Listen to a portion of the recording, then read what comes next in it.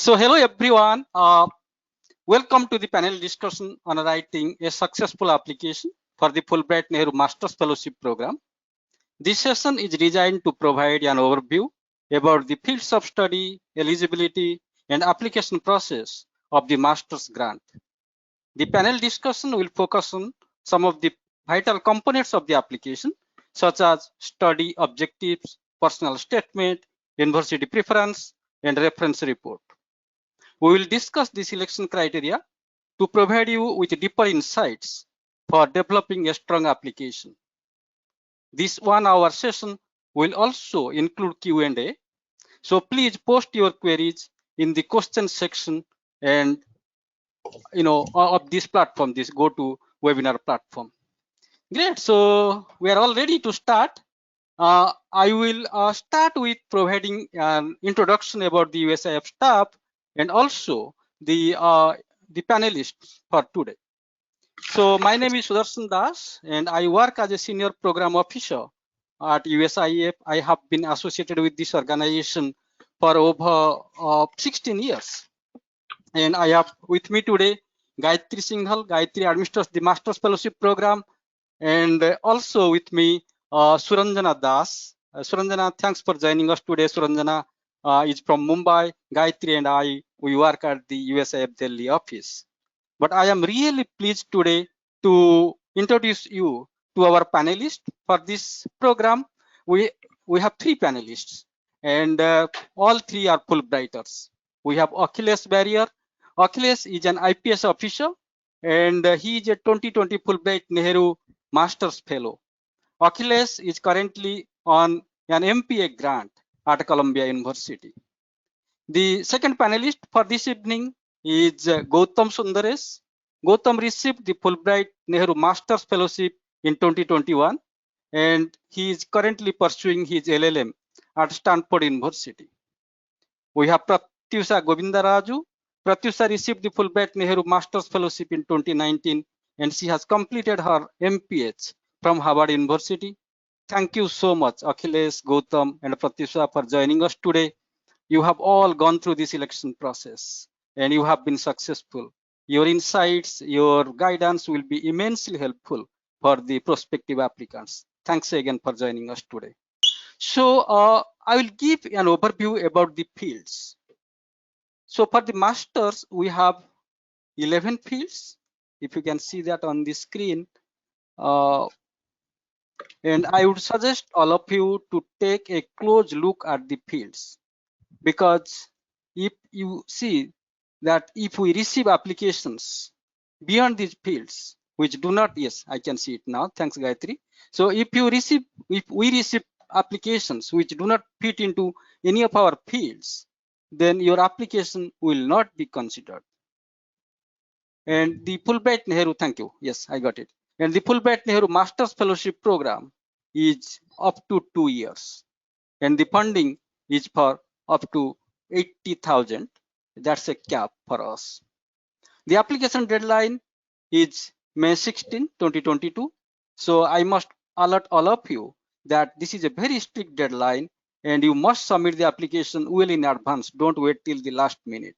Now I would like to highlight the eligibility requirements and request all the applicants to review the eligibility criteria very carefully.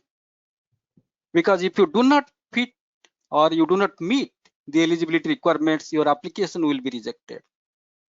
From the academic point of view, you must have an equivalent of a US bachelor's degree. That means you should have either a 4 years bachelor's degree from an Indian institution or a master's degree. If you have a 3 years bachelor's degree and you do not have a master's degree, then it is a must that you should have a full-time postgraduate diploma in addition to your 3 years bachelor's degree. In addition to academic requirements, you should have 3 years of full-time professional work experience. And this should be paid work experience, and that is a must to apply for the Fulbright-Nehru Master's Fellowship Program. You should demonstrate experience of leadership and community service, because the Master's Fellowship Program are designed for change agents, the leaders who can bring changes in the society. So you should be a leader in your field, and you should have commitment for the community service, public service. And that is an important criteria of the master selections.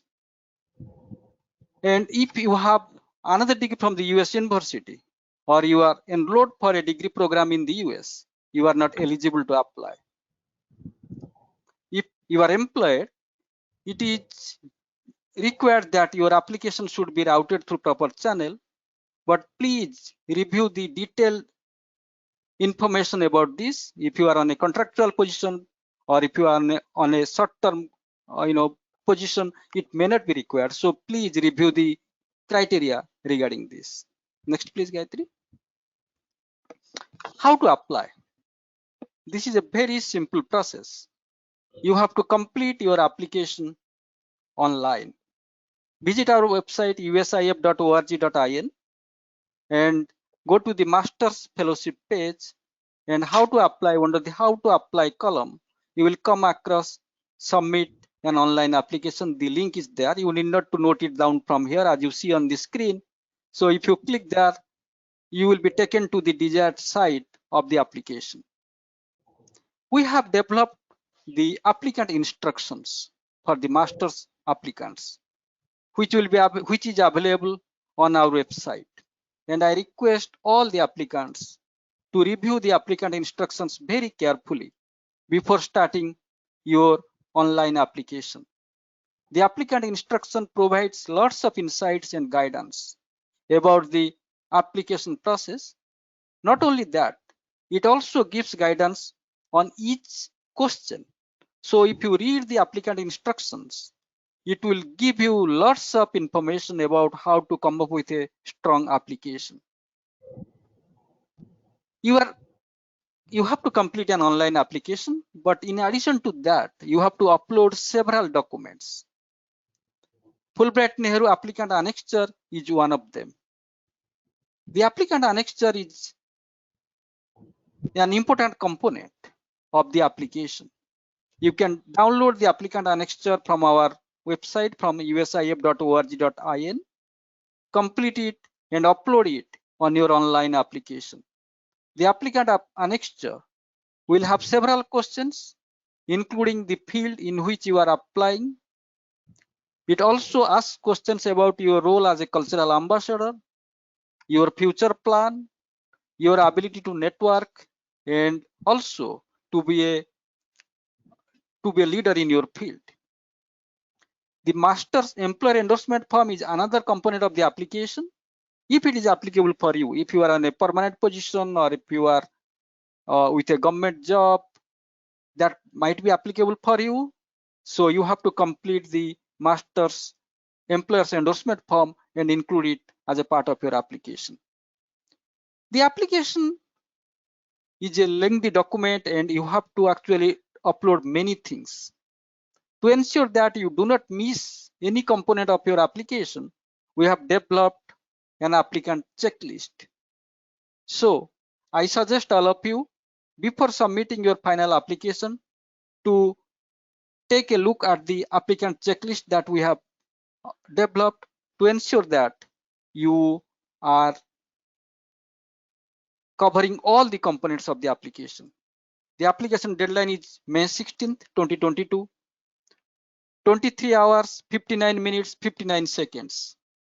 It's a very rigid deadline. If you are delayed even by a second, your application will not be considered.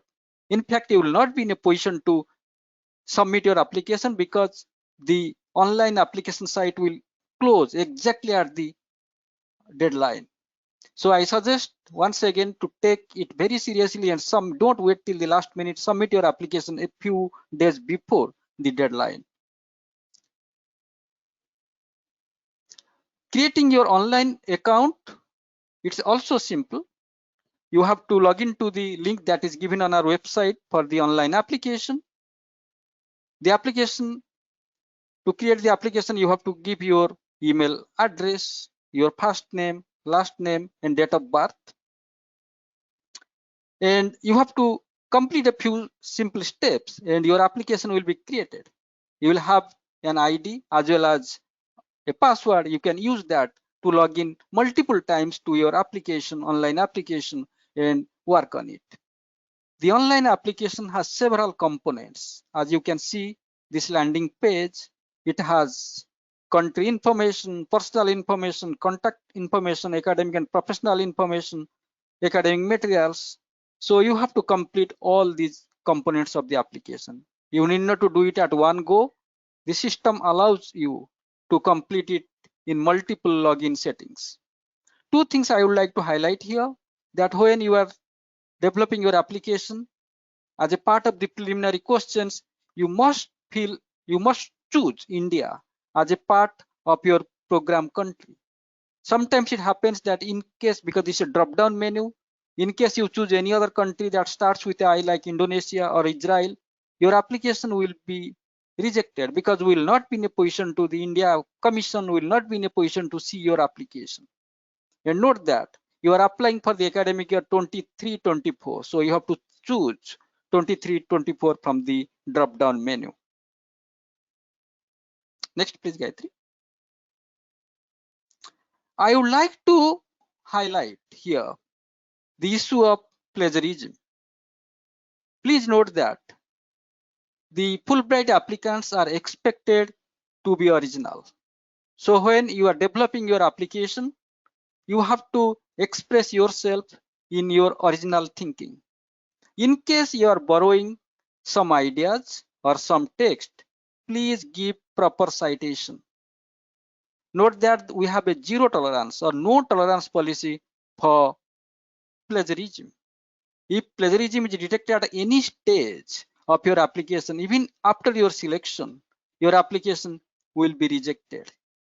So ensure that you are giving proper citation and you should express yourself in original thinking. And as a part of this application, you have to give this plagiarism agreement that you follow the best practices, academic integrity when you are developing your application. These are some of the things that I would like to highlight, but I would also highlight here is that, the application has several components. Study objectives and personal statement are two extremely important factors of the application. And today's panel discussion will focus on these two aspects along with several other things like university preference and reference report. I'll here invite my colleague Gayatri. Gayatri, can you please speak a little bit more about study objectives and personal statement, and also take the views of our panelists on this. Over to you, Gayatri. Thank you, Sudarshan. So to talk about study objectives, as Sudarshan said, that this is one of the important essays in the Fulbright-Nehru Master's application. So study objectives, as the name itself indicates, it basically talks about your field of study. So one of the fields out of 11 that you have chosen, you are basically talking about that specific field of study. It is important to highlight the significance of your proposed study plan to India and the US. You should also interweave your previous professional experiences as well as academic accomplishments and your future career goals to your study plan. Let's hear from our grantees, Akhilesh and Gautam, specifically about this essay. Akhilesh, what were the 3 points that you kept in mind when you were writing your study objectives? Thank you, Sudarshan and Gayatri. And I just briefly wanted to acknowledge some of my fellow Fulbrighties, Ishwar and Harsh and Archana, who I spoke to get some ideas about this before coming to the panel. I guess I would start with the idea that the prompt which asks for your study objective is, in my understanding, a series of questions. So to me, it's good to actually break down that prompt into its different constituents and begin with writing your perspectives or answers to the individual parts of the prompt. I can go deeper into this later if we have time. But after you are able to sort of address every aspect of what the prompt is asking about, you can then go on to sort of synthesize what you feel in all of that. And I would suggest that you do this writing over a period of multiple days on in time slots that you write the best, instead of trying to do this all together in one day. Maybe that works for you, but this is how I did it, and it really helps to refresh and come back to it later. Second, like Gayatri just mentioned, it is really a narrative of sort of your professional experience and your education culminating into the course that you want to do. And I would say you should touch upon, but don't dive too deeply into the theoretical underpinnings of your background and how it relates to your course. Um, the next point I'd like to say is, this would really add value. This is not something I was able to do to my satisfaction, but I would really advise this is to really go out to these university courses across the board. For instance, Columbia has a public portal where you can look at all of the programs and the courses that it offers, including 54 credits, averaging maybe around 5 credits a semester. So you'll be taking about 20 courses in all if it's a 2-year course. And so you can look at what each of these courses are offering. It will give you a better idea of what's out there and how it aligns with your study objective. And last, and I'm going to end with this and hand over to Gautam, is that editing and finish is extremely important. Simplify, dejargonize, and write as clearly as possible. I would say conveying substance with simplicity should be the aspiration. Thanks. Thank you, Akhilesh. Gautam, over to you. What was your strategy of writing the study objectives? Sure. Thank you, Gayatri. And I think Akhilesh has covered a lot of the important points. So I'll talk about some of the structural things which I kept in mind. I think, just as a first step when approaching the study objective, I think it's important to sort of give the reader a general understanding of the technical aspects of the issues in the field that you're working in, just to provide the reader, an understanding that you do have expertise in the field and you have done a certain amount of work.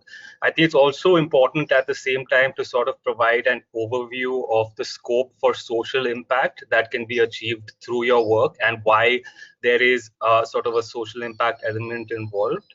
And as a second step, I think when I was looking at it, I wanted to ensure that I could get into the specifics of the study objective in terms of the problem to be solved, and how this problem is actually solvable through research work and through your study in the US. So I think it's important, and this is something that I did, just to draw parallels between the US and India and to identify at a theoretical level how things are done differently, and to sort of detail out what you think you can transplant from the US system that will have that positive or transformative impact in your specific field in India.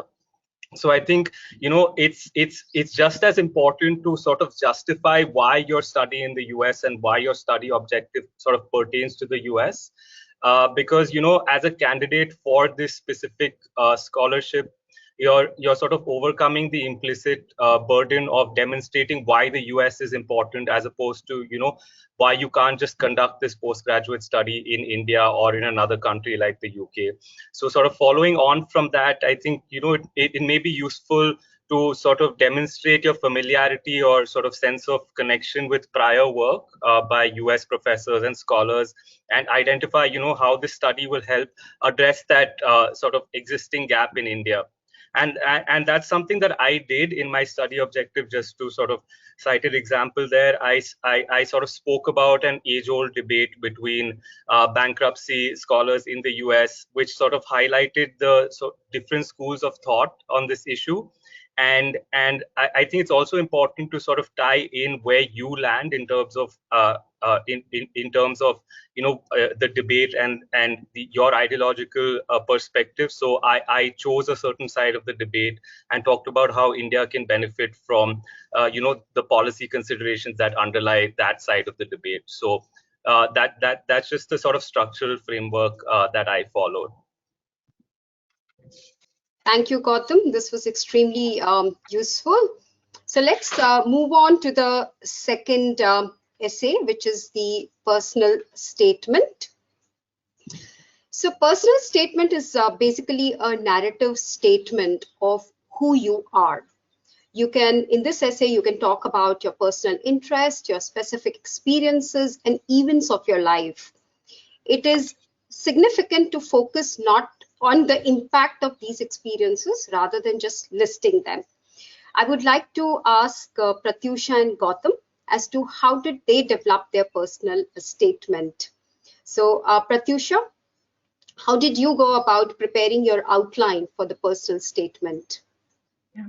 Thank you, Gayatri. So I think before I actually lay the outline, I think I resonated with one of the things that Akhilesh mentioned right at the beginning, that I also went through multiple drafts. I went through about 10 to 12 drafts, if I remember correctly, and over a period of about 4 to 5 weeks, I would keep coming back to my drafts. And the outline I managed to put together more or less in the first week, but I think it went through a couple of changes towards the end when I was restructuring things around. So what I ended up finally doing in my case is I started with the challenge for managing data in the public health space, because I come from a background in economics and I wanted to pursue public health. And at that time I was doing some work in that area. So I chose to use an excerpt from an interview that I had conducted recently, which illustrated this problem. And using that, I basically made a case for my interest in a graduate program in public health. I stated my previous academic training, my work experience, and my skills to support my application for a graduate program in public health, and how I could leverage the Fulbright-Nehru scholarship, the fellowship, to be able to do this. And then I spent the body of my personal statement. I divided that into about 4 paragraphs, I think. And these 4 paragraphs were basically on my internships and work experience, but they were used to substantiate the statement that I had made previously, that my academic training and work experience and skills support my application. So I devoted about 1 paragraph each to each of these work experiences. And I made sure that the first sentence from a particular paragraph always connected in terms of idea and thought to the last sentence of the previous paragraph, because that continuity was important for even the reader. And this is something that I learned about when at my time in Harvard, and I wish I had known it before, which is always start maybe by telling your reader what you're going to tell them, then go on to tell your reader what you want to tell them, and then end by telling your reader what you just told them. So that way, because your application is just going to be one among several that someone at Fulbright is going to scan and read through. So you really have to make it stand out and also help them recall what they just read. So I think, yeah, Gautam, over to you. Thank you, Pratyusha. Yes, Gautam, please share your experience of developing the personal statement. Sure. And thanks, Pratyusha. I think I sort of resonate with a lot of what you said, especially sort of front-ending the sort of emphasis of the personal statement. So, you know, when I was looking at creating the outline, I was really looking at sort of crafting a narrative that connects all the dots, like Pratyusha said, you know, all the experiences and events that have sort of led up to where I am, and also highlight the reasons for my research motivations and the work that I want to do. And I think the personal statement, although it's about your personal experiences, it also links back to the study objective in some way. And this is your opportunity to really talk about why the study objective is important to you at a personal level. So, you know, I took that as the base, but I sort of focused on moving beyond the technical aspects and went through a sort of process of introspection, like Pratyusha did, over a series of many weeks, where I sort of, you know, I try to uncover the key elements of my professional and academic life that sort of made me motivated to do the kinds of work that I wanted to do and to work towards policy change in my area of work. So structurally, I think my outline was divided. So the division was 2/5 towards these motivating factors and experiences from the past and from sort of my undergraduate law school experience. And the other 3/5 was sort of focused on specific issues that I encountered in my current work. that I was talking about in my study objective, and how I looked at those issues through sort of the prism of, the experiences that had shaped me in the past. And I also think it's really important to use the personal statement as a means of sort of highlighting, one's personal responses and reactions to some of the issues that you're talking about in your study objective, because you may be highlighting an issue, but it's also important to tell the selection committee how you're thinking about it and how you're reacting at a personal level. So I did that on the kinds of issues that I was talking about in the policy making landscape, and how I felt those were unfair and imbalanced, and how I reacted to that. And I think this really gives the selection committee sort of an idea about how, one's thinking from an individual at an individual level, rather than simply from a purely objective or theoretical framework. So just to sum up, I think the personal statement can really be used as a means to sort of introduce the committee to who you are as a person, and can really be used as a sort of differentiating factor to show the committee that you're really serious and motivated to effectuate change. And you haven't only identified an issue, but this sort of issue resonates with you at an individual level as well.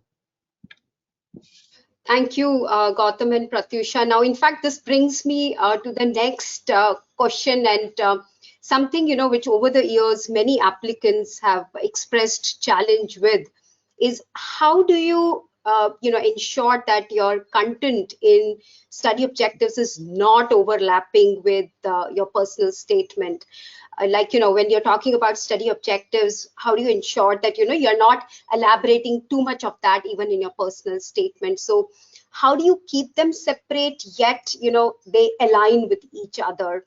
So let's hear from Akhilesh and Pratyusha about how did you ensure that, these are different, yet they both talk about you as an applicant. So Akhilesh, in what ways was your study objective different from personal statement? Thank you, Gayatri. Just building off on what Pratyusha and Gautam have said, a personal essay, as the name suggests, is 2 degrees more personal than your more formal study objective from my perspective. And just as the previous speakers mentioned, this is more of a statement where your achievements, aspiration, and personality take a narrative form. It has to be a good story, which somebody picking up would want to read in one go. Typically, your formative years, which have influenced the individual you are and how it fits into your professional experience, comes here. And this is exactly where you stand apart as someone who's had a challenging past and a potentially enviable future. And I would hazard a guess here to say that in terms of everything that Sudarshan mentioned so far, Fulbright is possibly looking for future leaders in their respective domain, that being like the guiding principle. And just to add the icing to the cake, not taking anything away from what Pratyusha and Gautam have mentioned so far, like for me, the icing is it's to create an aha moment for the person who's evaluating you, but there's also this thin line for not overdoing it. So that balance is very important.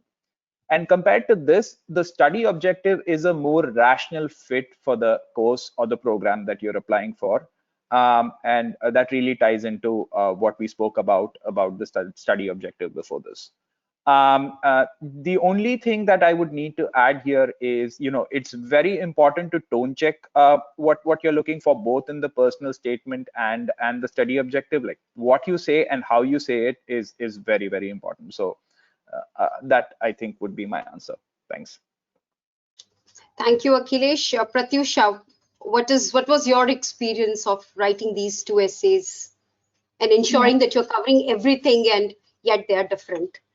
Yeah, thanks, Gayatri. I think Akhilesh explained that really well. But I think the challenge is more with the study objectives essays. So I'll just focus a little more on that, about structurally a little bit. So I can walk you through how I went through it, which was I focused on why the graduate school course that I wanted to do was relevant for the current healthcare challenges in India. So that was basically my initial hook. and the skills that the graduate program would help me build. So whereas in my personal statement, these did feature, they were mentioned, but it was more about how like my personal journey led up to this realization that I wanted to do this. But with my study objectives, I started head on with just what the problem is and why this graduate program is going to help me work in this space. I briefly mentioned my academic background and work experience in this essay as well, but that was just one paragraph as opposed to 4 paragraphs in the personal statement. And instead, I elaborated on some of the work that I've done, the research work that I've done, how it ties into my future aims and goals. I cited an instance from my personal experience where lack of evidence, for instance, was a serious constraint to decision making, and how I think a graduate program would train me and help me to build more evidence-based policy making in India. So I understand that challenge is there, and it's not about these two being completely different essays. They are very related essays, but what you're focusing on in each of them has to be different. Thank you, Pratyusha. I'm sure these suggestions and their own process of writing the application would have been very helpful as many of these applicants start writing, or as they're preparing their different drafts. Some of them may be on the 7th draft, some of them may be on their 11th draft. So great. So thank you so much. And then let's move on to the next section on university preferences. The application form asks the applicant to list 3 to 4 universities in order of preference. Now, there are often a few applicants who have already done their research and they know where they want to go. However, many applicants are still exploring the most suitable programs according to their career goals. So, Akhilesh and Gautam, what was your process of shortlisting the US university preferences, or based on your experience, what guidance would you provide to the prospective applicants? Akhilesh? Thank you. So one of my guiding principles into this was I really was focused on doing a 2-year course.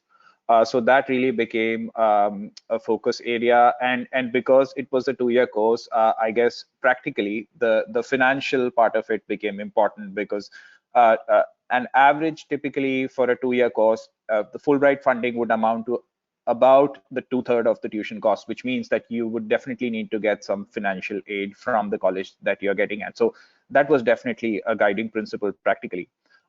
From a subject viewpoint, I would say a detailed exercise to map out the courses, reaching out to professors, and most importantly, speaking to some of the alumni.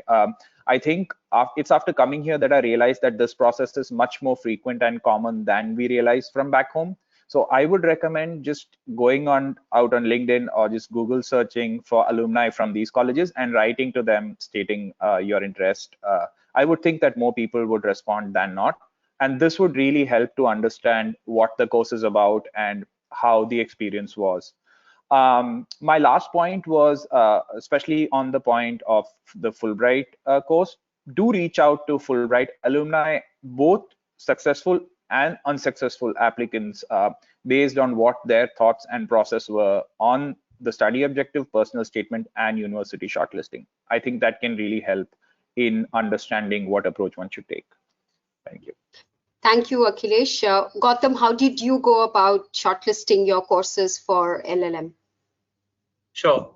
So I think the process for me was slightly different, because I already held admissions from the year before I applied for Fulbright. But I think the general principles still apply and really helped me in my Fulbright application. I think, it's really important to sort of, when you're mentioning preferences, because you are usually asked by the selection committee about your university choices. So it's really important to sort of research and look into what the university has to offer in your field of interest. And different, even within law, I know that different applicants sort of prioritize different universities based on their specific specialization. But I think it's also important to sort of look look at the alignment of what the sort of the research and sort of political ideology of the university with the sort of problem that you're trying to solve. I think each US school seems to position itself differently on the ideological spectrum. So you really want to do your research there so that you can present a viable case, about how this aligns with your research and how this can and how this has actually had a significant impact on your decision. I think other than professors and courses like Akhilesh mentioned, I think it's also important to sort of research the work being done by the research centers at the specific university and the kinds of publications being put out by some of the primary academic journals. I think that also really helps in building and sort of giving that holistic perspective to the committee about why this university stands out the most and how, and the fact that you've researched and given given enough justification about why your research makes sense within that academic setting. So those were some of the factors that I took into consideration. Thank you, Gautam. And I just want to add that even though the original IIE application, like the online application, doesn't make it mandatory for the applicants to state their university preferences. However, if you look at the specific instructions for Indian applicants, we have clearly stated that please do, mention your university preferences. And as Gautam also mentioned, that it does give an idea to the selection committee members as to why you have chosen these courses. What are you, planning to pursue in the US? And if you look at the university preferences question, it asks you to even provide a rationale of the specialization that you intend to take. So do mention your university preferences, because that gives more information to the selection committee members. Even though we are essentially asking questions to two panelists, but feel free, if you have any points to add. This is specifically for the third panelist. Yes. Okay, let's move on to the next section, which is on the letters of reference. So every applicant will be asked to submit 3 letters of reference. We highly encourage that one of the letters should be from your academic institution, from where you graduated, and 2 letters can be from your professional contacts. However, it's not mandatory that you have to submit a letter of reference from your academic institution, especially if you are someone who graduated maybe a decade ago. And if you feel that your professional contacts may be more recent and more relevant to your application, feel free to do that. It's just that some of the US universities prefer to have a letter of recommendation from your academic institution. Now, in terms of you should be very careful in choosing your referees. Who should be these referees who can write a strong recommendation letter for you? In addition to that, make sure that you have provided them enough information about you so that they can write a strong and a more detailed recommendation. So say, for instance, prepare your recent resume and share with them. If you get an opportunity, do talk about your study plan, study objectives. Why are you applying for the Fulbright-Nehru Master's Fellowship with your referee? So reference letters are highly imperative to your Fulbright application. Now, let's hear from Pratyusha and Gautam as to what factors did they consider while selecting the referees. Pratyusha, over to you. Yeah, thanks, Gayatri. So, like Gayatri mentioned, so what I did is that my first reference was someone who had taught me in my undergrad. My professor who taught me economics, but also who specialized in economics of healthcare. I thought that was especially relevant given that I was going from a background in economics to studying public health. So I requested him for a reference letter, and he'd known me for over 5 years and could vouch for my academic background. My second reference letter was from the head of a quasi-government organization that I had worked with at the start of my career. This person also knew me for about 2.5 years when I had requested for a reference letter, but I had actively worked with him for about 7 months when I was directly reporting to him for a few projects. And the idea was that he could vouch for my ability to work in a fast-paced, demanding, unstructured environment. And so I requested him. And my last reference was from a professor at Johns Hopkins, who was one of the lead investigators in a research project that I was working on at that time. He had also known me for about 2 years at that time, and he could vouch for my research skills and extensive field work that I'd done over those 2 years. Yeah, I requested for one letter from someone from a completely different background. So that was the idea. Gautam, over to you. Yes, Gautam, please. Sure. Thank you. Yeah, I sort of agree with that. And just as a matter of principle, I think when I was looking at getting these reference letters, I was looking at both professional and academic, because I think, for me, that made sense. And it felt like the application was sort of a culmination of both those elements to bring together your study objective as well as your in the academic sense, as well as how you plan to progress this professionally.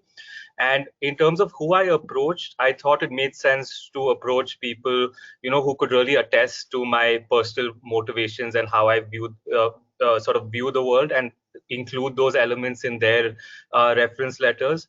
So I approached people whom I'd spoken to about these issues in the past, and not strictly professionally, but also in terms of how I feel about these policy issues and the kinds of change that I want to sort of effectuate through my research. So for the academic letter, I approached a professor who taught me over 3 different years in law school, because we really had that close association, and he could really sort of attest to my ability to excel in a challenging academic setting. And I know that that's also something that the selection committee values, in terms of just being able to sort of perform in that setting. And from a professional standpoint, I think, it's best to get letters from seniors and mentors who know you closely, as opposed to simply something designation or status based. I approach people who I'd worked with for a sustained period of time.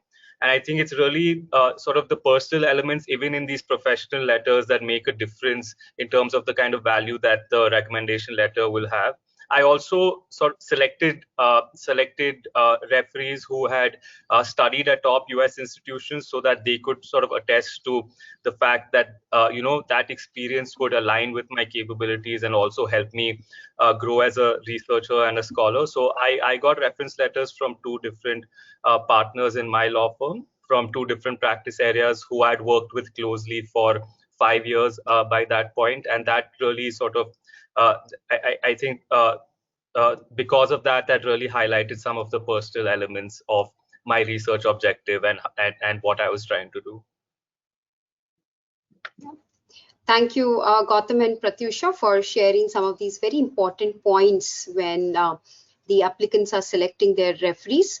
I just want to add that it is always, good to reach out to your referees now. I would say immediately, if you haven't done till now, because give them ample time, give them few weeks to write your recommendation letters.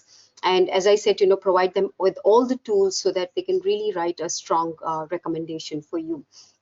Any additional points that Akhilesh, Pratyusha, or Gautam, you want to share, based on not just writing your application, but based on your Fulbright experience? Anything that you would like to share with our participants today? I just wanted to add a point, particularly on the referee bit, especially for practitioners, and that's the world that I came from. And we typically can embark on a study leave only after 7 to 8 years, so that's quite some distance from our graduation time. But I would really emphasize on having an academic referee, preferably with someone with whom our paths have crossed during our professional time. because academic referees also have an intuition for what kind of a reference letter really translates into an admit and what doesn't, something that an insight that a practitioner may necessarily not have. And also ultimately, because this is an academic program, there needs to be someone authoritatively speaking to our academic prowess. And I know that may be challenging for somebody who's been in the practitioner field for a while, but that's something that we have to find. And just a point, if there's a doubt on whether or not you should reach out to a particular referee, I think you should actually reach out. If they say, if they are uncomfortable with it, they'll say no, and then you can move on. But please do reach out. I think that's something that I would like to add. Thanks. Thank you, Akhilesh. Any other points that Pratyusha and Gautam want to add, not just related to reference letters, but anything, in the application or based on your Fulbright experience?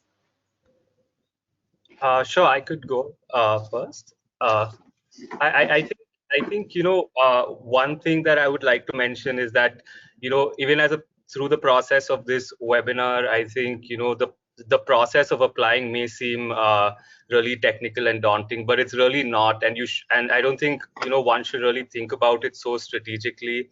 I think it's important to sort of include an honest reflection of one's motivations while applying, and what one's driven to do at a personal level. I personally didn't think I would make it through the first round because I thought this people from civil services would probably be a better fit, but it turns out that if you sort of give enough background and give enough detail about why the work you're doing is important to society, then that's what really counts more than anything else. So I would say don't worry too much about the strategy and just put down what you really feel in your essays.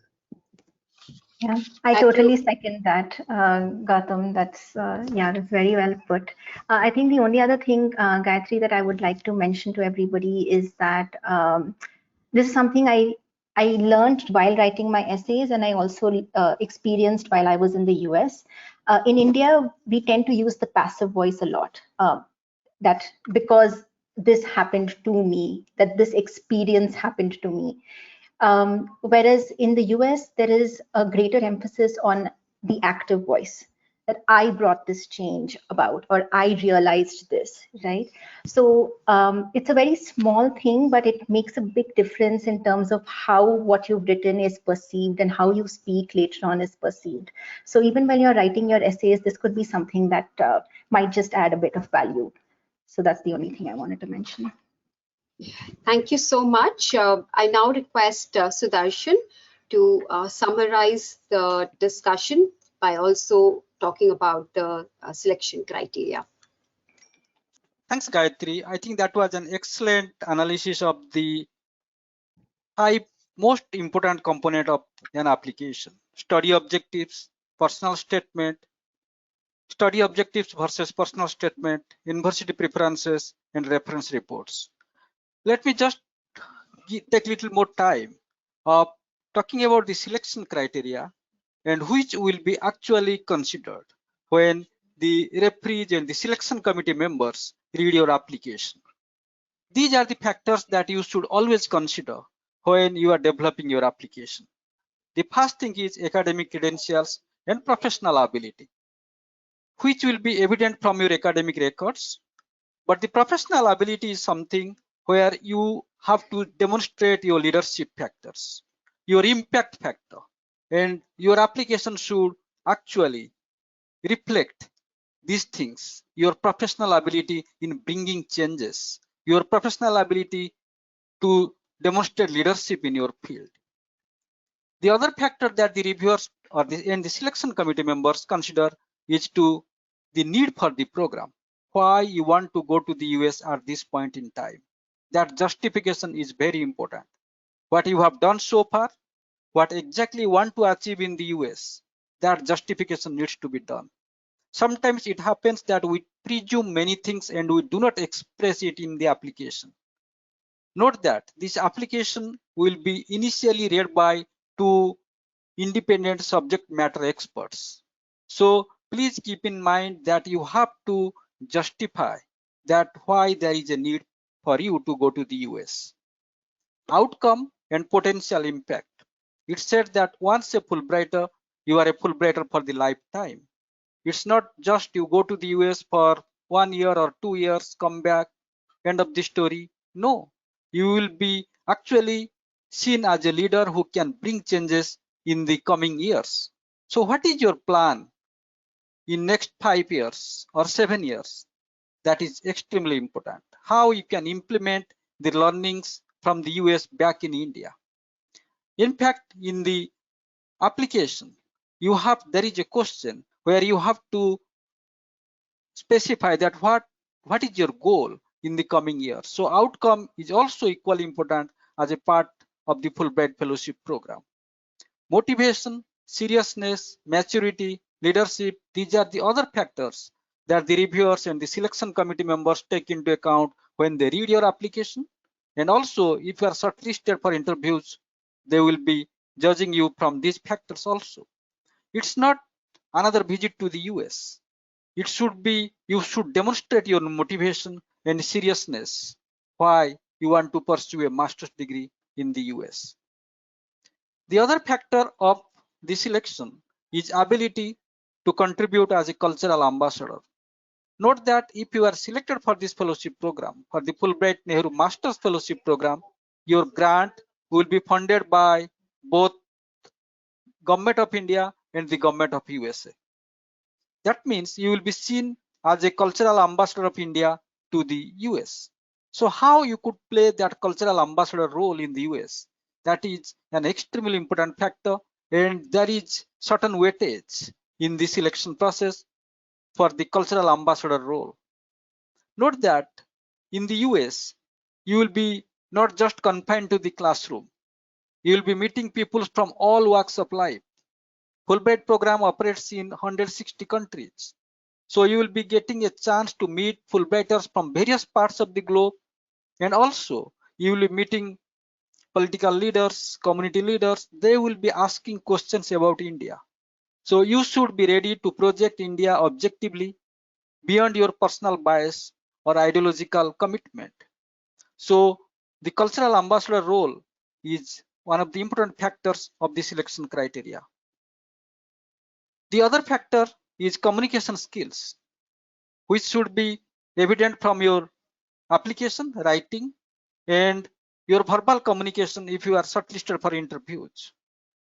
And as you know, our panelists today highlighted that you should review your application 5, 6, 7, 10 times before submitting it, because your application must be as per the guidelines as specified in the question. The last selection criteria is commitment to community and national service. You should not be self-centric. Fulbrighters are, again and again I am highlighting, are change agents. So how you are committed to the community and national service, that is something the committee members take into account. So if you have done anything related to social change, or if you have done something related to education, awareness, environment, girl child education, you should specify those in your application. It can be at a very small scale, does not matter that how big is it, but it is more about your commitment to the community, to the national service. So I suggest all of you to keep these factors in mind when you are developing your application. I think we will stop here. Our presentation, more or less covered all the desired points, but this is the time to take the questions. So I request my colleague Suranjana to read out the questions, and we'll be happy to address those. Over to you, Suranjana. Yes, thank you, Sudarshan. We have many questions actually, and most of them, like the questions like eligibility criteria and certain things, those are listed on our website. So we will not touch upon those questions because the detailed instructions are already there on the website. We're going to take, we need to be time sensitive, so we're going to take a few pertinent questions. So I can see that there's a question directed to Akhilesh. So Kushagra has asked, how can one organize additional funding for 2 years public ad or public policy programs, as the cap for Fulbright is at 80K and for 2 years, one might find it difficult. So do you have any suggestions or input for that, Akhilesh? So sorry. Typically, the Fulbright process handholds your entire admission process going ahead. So after you've listed out these colleges, they will go into the admit process, and the admits will come back. The second important process is the financial aid that comes back from these colleges. And I'm going to again hazard a guess here and say that if you've made it to the Fulbright, there's a very good chance that you will get some kind of funding from the university that you're going to, and that's how your 4-college sort of package is also made with the help of the Fulbright advisors. So more often than not, you will receive some funding from the university. Having said that, that's how you balance your college options. You go for some which really align with your aspirations, but you might not get a funding from. But some colleges which are sort of maybe relatively middle in the rankings, and yet you're assured of much better funding. So to be sure, once you make it to Fulbright, there is a very good chance that you will get some additional scholarship from the colleges that you get admitted to. Thank you. Thank you, Akhilesh. The second question that I'm taking, I would like Gautam to address that.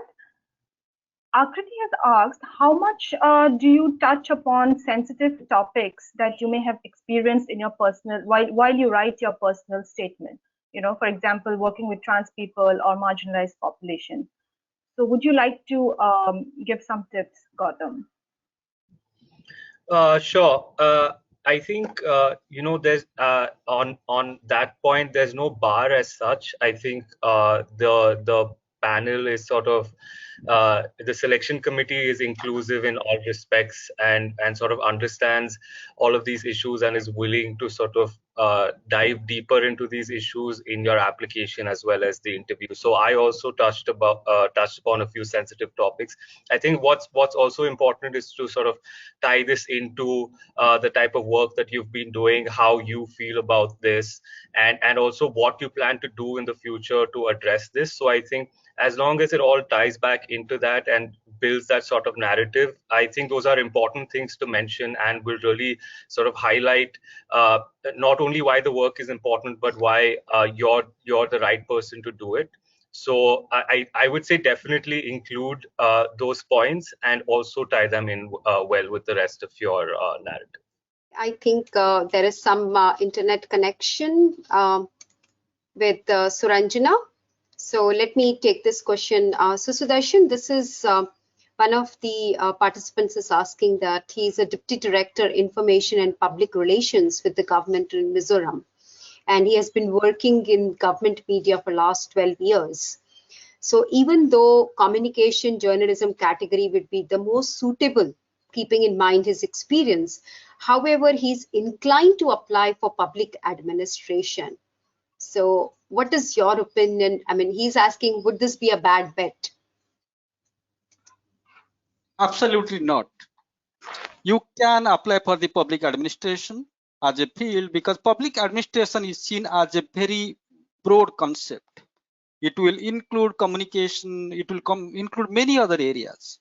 But as far as you can demonstrate the impact factor at the policy level or at the ground level, you can always come and apply for the under the public administration part. But keep in mind again your future plan, that is the reviewers and selection committees always keep in mind when they will read your application or they will interview you.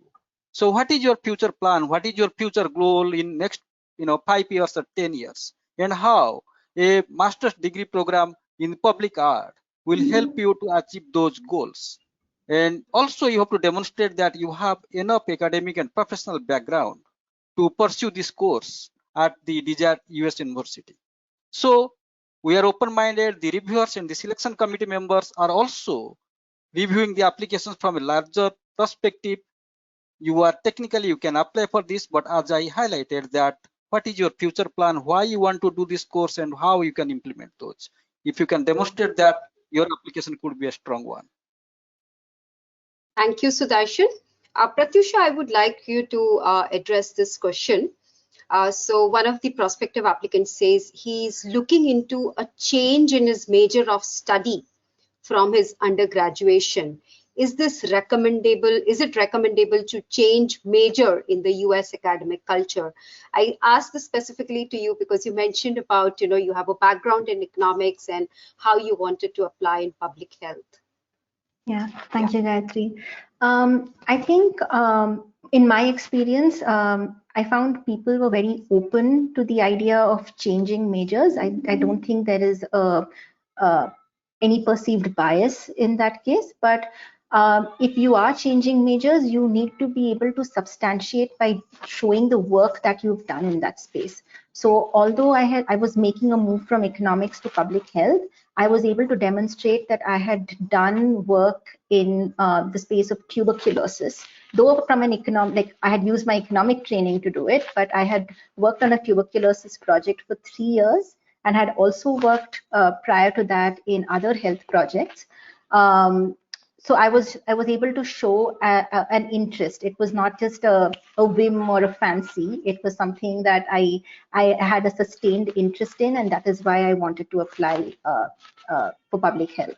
And I think that's something on the Fulbright website also, if I remember, they mentioned that whichever area you're applying to, you need to demonstrate that you've had maybe 3 years of experience or some work experience in that particular area.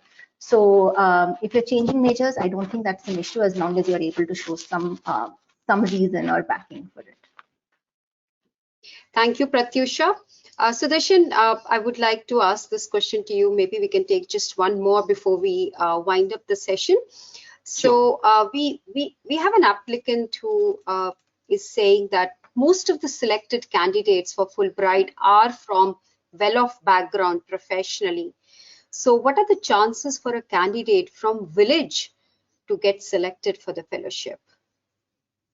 I'm so glad that this question came up. And, this is what I would like to highlight, that Fulbright stands for diversity.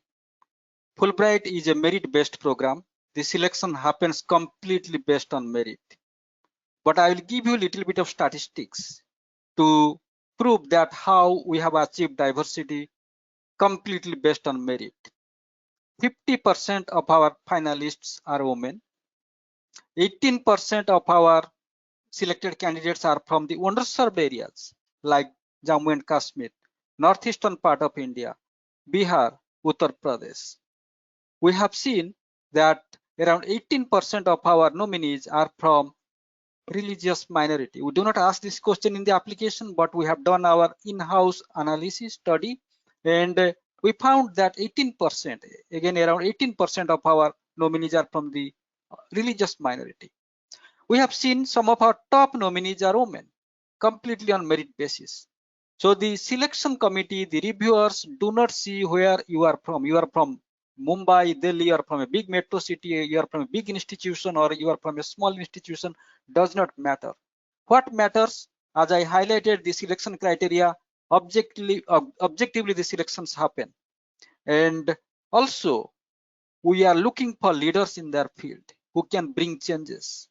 There could be persons who are working in the small cities, villages, but they are doing phenomenal work in bringing changes in people's life. They are probably more suitable for the Fulbright-Nehru master's candidates rather than the people who are from big cities, but they are just confined to their, classroom or their, four walls of their work space. So I would like to assure you that it's a completely merit-based program, but at the same time, we just look at the criteria which I have stated, nothing beyond that. So stay assured, whether you are from a small city or from a big city, the selection will happen completely on merit basis. And I would like to highlight that just one more point, that if there is a tie between two candidates, and it happens frequently that a person is from a big city, has lots of exposure, the another person is from a village, doesn't have much exposure, and they have equal score. In that case, the committee will select a candidate who does not have much exposure. Over to you, Gayatri. Thank you, Sudarshan. One last question before we wind up. So this question, maybe one of the panelists can answer. Is it okay to get a recommendation letter from a co-worker, or is it mandatory for an applicant to have a letter from someone who you have worked under? So basically your supervisor. I personally feel that my co-worker knows me better than my supervisor. Who would like to take this question on the reference letter? Any of the panelists? Akhilesh?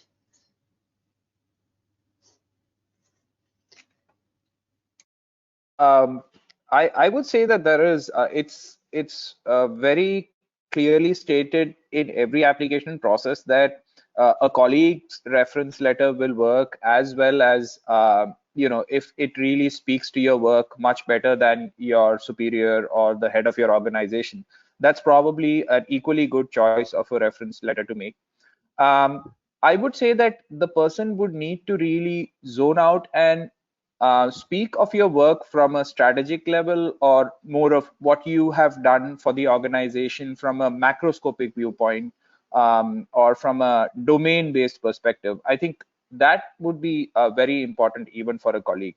And if you think your colleague can speak to that, by all means, please go ahead and have them request them to write the letter. Thank you, Akhilesh. Yeah, Gautam, go ahead. Yeah, I just thought I should also caveat that for the law school applicants. I think, because Fulbright directly forwards your reference letters to the universities, I don't think law schools permit co-worker or colleague reference letters. So I think, applicants for law programs may need to keep that in mind and necessarily get one from a superior or supervisor in the organization. Okay, thank you so much, Gautam. That was also very useful. So before we formally wind up, I just want to share with the participants that USIEF will conduct another mentoring session sometime mid-April. So please keep an eye on our website and social media handles for these updates. So I request Sudarshan to please provide the closing remarks, then we'll wind up the session. Over to you, Sudarshan. Thank you, Gayatri. I'm so delighted that we could manage to hold this panel discussion. This is first of its kind. I have been associated with this organization for over 16 years. We just hold information sessions. So this is first of its kind panel discussion. And I am sure the prospective applicants must have gained a lot from this. I take this opportunity on the behalf of the Fulbright Commission in India to thank Pratyusha, Gautam, and Akhilesh for being a part of this panel discussion. I am delighted that you brought lots of insights, shared your experience. That is really greatly appreciated. Thank you so much once again. I also thank all the participants today. I can see there is a big number, more than 150 attending, and I can see their level of participation from the questions. So I wish you all the best, and please take it seriously. Start your application if you have already not done right now, and if you have any question, always write to us, reach out to us. We'll be happy to guide you in the process. You can reach out to either of these panelists and also the Fulbrighters and alumni. They will be happy to guide you. Once again, I wish you all the best in your application process. Thank you once again to all of you. Have a nice evening and bye-bye. Thank you, everyone. Bye-bye. Thank you. Bye.